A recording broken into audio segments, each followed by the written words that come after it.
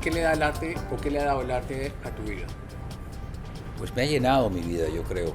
El arte fue muy importante para mí en unos momentos en que sentía que iba a perder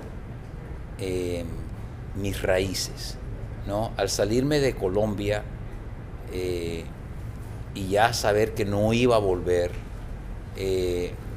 como que me sentía solo, me sentía como si me hubieran arrancado algo, o sea, me sentía incompleto y quería permanecer sintiéndome latino. Y eso lo logré con el arte. El arte fue mi vínculo, ¿no? Que en donde me sentía latino, o sea, comprando a Obregón y a Torres García en Argentina, o a Lame en Cuba, o a Amelia Peláez en Cuba. Me sentía como si estuviera transportado a esos países que fueron tan importantes para mí. Al mismo tiempo, en esos años, y esto estoy hablando de al final de los años 70, ¿no? Empiezan las grandes casas de subastas, Christie's y Sotheby's, a hacer subastas de arte latinoamericano, y era lo único que había en este momento de arte latinoamericano. Lo hacían 2 veces al año, en mayo y en noviembre, y venían todos los coleccionistas de Latinoamérica y pasábamos una semana en Nueva York que era increíble. Entonces hablábamos de todo. Primero que todo nos mentíamos como locos para comprar el arte en lo más posible. No, esa no sirve, y de todos modos hacíamos nuestra subasta, ¿no?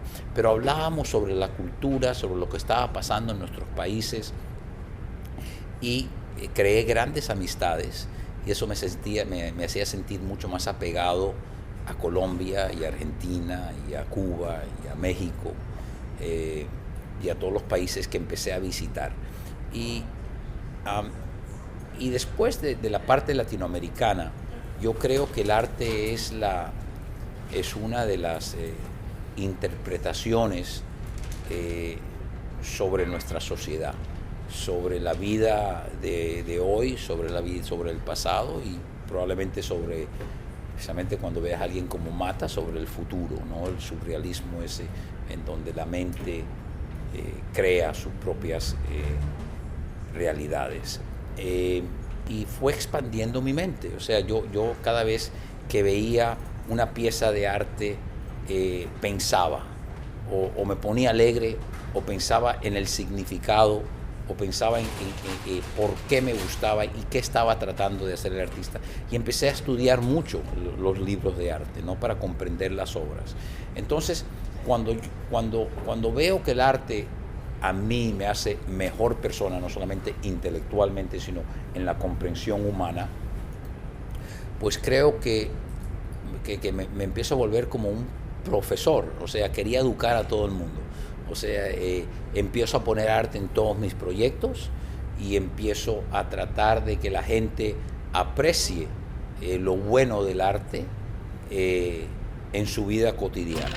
Jorge Pérez no solo es un empresario referente en el sector de la construcción en el mundo, es también uno de los más grandes coleccionistas de arte. Esta pasión no solo ha marcado su vida, sino sus proyectos. Yo creo que para cada persona es diferente, ¿no? El arte se ha vuelto un status symbol, ¿no? O sea, yo estaba diciendo el otro día que hoy en día si eres rico y tienes arte, eres un rico con cultura. Y si eres rico y no tienes arte, eres un nouveau riche, ¿no? Entonces, hoy en día es muy importante tener arte porque la gente se siente que en el edificio hay gran arte de museo. Al principio, y todavía, especialmente cuando tenemos arte contemporáneo un poco extraño, ¿no? Que no sea un arte figurativo más comprensible, muchas veces tenemos reacciones negativas, o por lo menos reacciones de ¿qué es eso? ¿No? Te voy a dar un ejemplo. Una vez pusimos en vez de hacer una fuente hace muchos años, cuando todavía el arte no tenía el auge que tiene ahora, pusimos una fuente de un artista muy bueno, haitiano-americano, que se llama Duval Carrier. Era una escultura inmensa que se alumbraba de noche de un dios africano. Y cuando pongo la escultura esta, que iba a ver, que en vez de la escultura iba a ser una fuente. Digo, ¿qué voy a hacer? Una fuente, voy a poner esta escultura. La asociación del condominio se vuelve loca, que quiten esta escultura. Yo le digo, caballeros, yo le compro la escultura, no se preocupen de eso. Se había duplicado desde el que la había comprado hasta que la había puesto ahí, pero Dios les dice, no se preocupe, se las compro y la pongo en mi casa. Pero antes, por favor, déjenme hacerle una presentación del artista. Entonces me recuerdo llevar al artista, estaba todo el grupo de la Asociación de Condominios y conocen a Duval Carrier, el galerista estaba ahí y él empieza a hablar del show que tuvo en el Museo de Nueva York, de cómo hizo eso, del significado de la escultura, de cuando él vino de Haití, del imperialismo, de los dioses africanos, ¿no? Repartimos varios libros de los de él y entonces al próximo día me dice, oye, gran presentación, déjanos pensar en esto. No solamente después me llama y me dicen, ni de loco quites la escultura, sino se ha vuelto el símbolo de ellos, o sea, la adoran la escultura. Entonces, como digo, el arte es algo que uno va asimilando y va aprendiendo. Yo siempre lo comparo, una comparación probablemente bastante estúpida, pero lo comparo con mi hijo hoy en día de 11 años. Si a Felipe le das algo que no sea pizza o una hamburguesa, no come ni de loco. Y mientras uno va creciendo, los gustos lo van cambiando, ¿no? Y entonces va a empezar a comer, no sé, quiche, o va a empezar a comer comidas con salsas hechas por un cocinero francés, caviar, ¿no?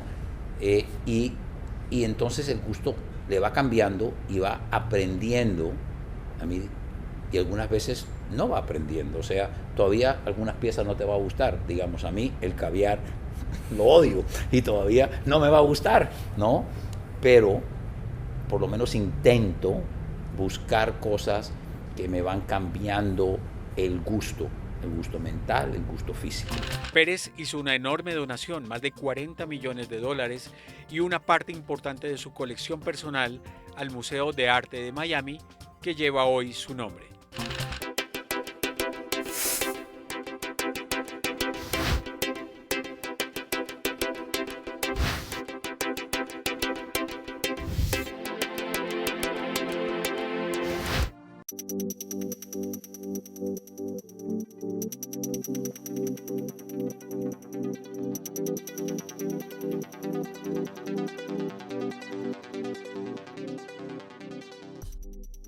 Miami inauguró un nuevo museo de arte, el Jorge M. Pérez, una obra de $131 millones diseñada por los suizos Herzog y de Meuron y que lleva el nombre de un constructor argentino convertido ahora en filántropo de arte contemporáneo. El edificio, una construcción de 185.800 metros cuadrados, posee una vista privilegiada sobre la bahía de Miami, frente al puerto de cruceros en el centro de esta ciudad en Florida, sur de Estados Unidos. Para mí es algo que me honra muchísimo. Humildemente te digo que es el primer museo, el primer edificio público grande que ha sido nombrado en un latino en Estados Unidos. Me encanta que Miami sea esa ciudad. Me encanta que en vez de Guggenheim y Whitney y Tate y todos los nombres importantes en los museos, que ahora se reúna el nombre Pérez, Rodríguez. Entonces eso para mí es sumamente importante. Yo creo que debe ser muy importante para todos los latinos que se les reconozca así. Yo creo que también es muy importante porque nosotros no tenemos una historia filantrópica como comunidad. Estuve en un programa con Andrés Oppenheim en televisión donde discutimos los diferentes grupos y los latinos estamos muy por debajo de la mayoría de los grupos, de casi todos, en nuestras contribuciones filantrópicas. Y yo creo que uno debe empezar a poner ejemplos, ¿no? Porque si uno va a hacer sermones, ¿no? Tiene que estar por lo menos dispuesto a back it up, ¿no? Y sigo dando y seguiré dando y creo que es algo que espero que sea un ejemplo para los demás latinos en especial de darle a la comunidad. Fueron 40 millones de dólares, 20 en efectivo y 20 en obras de grandes maestros latinoamericanos, los que le otorgaron a Pérez el derecho de que el museo llevara su nombre.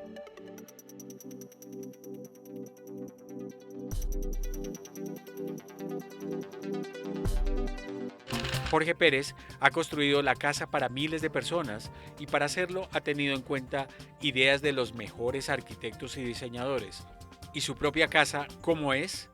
Bueno, si ves mi casa, que la que vas a ver mañana, que es la casa que hice hace 20 años, y la que acabo de terminar ahora, una casa de playa, vas a creer que soy Dr. Jekyll and Mr. Hyde, o sea que soy completamente bipolar. ¿Cómo se dice bipolar? O sea, bipolar, ¿ok? Y eso es el cambio que he tenido, o sea, es lo ir aprendiendo. La primera casa yo creo que la diseñaron mis padres, o sea, fue toda la herencia esa que tuve desde mis abuelos. Los cuartos, hay una biblioteca, la cocina está cerrada, el comedor está cerrado por puertas, ¿no? Entonces era un estilo de vida muy diferente que casi no tiene nada que ver con el estilo de vida moderno que tengo hoy en día. No tiene que ver con Miami, no es un estilo de vida abierto. Si me hiciera una casa nueva sería completamente diferente que la casa que me hice hace 20 años. Dicho eso, la disfruté una barbaridad. Estaba soltero en ese tiempo y yo con una decoradora que le había hecho la tienda de Ralph Lauren en la calle 72 en Nueva York, me lancé por todo el mundo buscando carpetas orientales, antigüedades, una cantidad de cosas artesanos para las paredes, se las hicieran en madera. Entonces la disfruté muchísimo y todavía me encanta porque el estilo que la hice fue bien interpretado, ¿no? Pero no sería el estilo que escogería hoy en día. Tuviera la misma pasión por hacerla como hice mi nuevo apartamento, pero en el nuevo apartamento dije, no más que quiero paredes para mi arte y todo lo demás lo quiero en blanco para que el arte resalte. Y si tú ves, es un apartamento hecho para el arte. Jorge, muchas gracias por haber aceptado la invitación. La verdad fue muy interesante haber aprendido y entendido lo que hay detrás de esta historia de la compañía desarrolladora de proyectos urbanos más grande de los Estados Unidos. Muchísimas gracias a ti, ha sido un placer y nos vemos en Colombia. Así es.